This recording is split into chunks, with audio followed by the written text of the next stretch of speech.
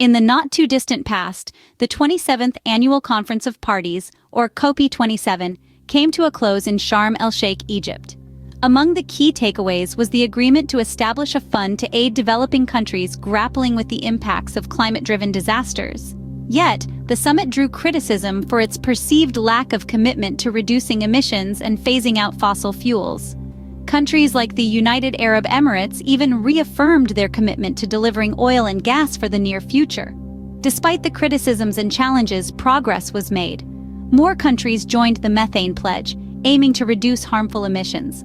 Climate finance saw advancements, with funding deals announced for cleaner energy transitions in countries like Vietnam, Indonesia, and South Africa. Perhaps most notably, China and the United States, two of the world's largest carbon emitters, agreed to resume cooperation on climate change.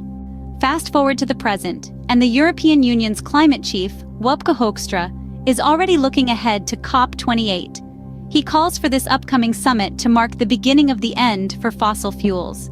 He emphasizes the urgency of accelerating emissions reductions and unequivocally states the necessity of phasing out fossil fuels.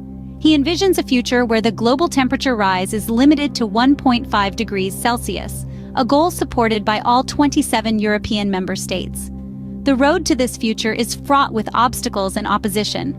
Countries like Russia, Saudi Arabia, and China have shown resistance to directly addressing the issue of fossil fuels. Yet the call for an orderly and just phase-out of these fuels continues to echo through the halls of climate summit negotiations. As we look towards the future and the upcoming COP28, one thing is clear: the fight against climate change is a collective effort. It requires the commitment and action of every individual, every community, every nation. So today, I urge you to learn more about the realities of climate change, understand its impacts and the urgent need for action.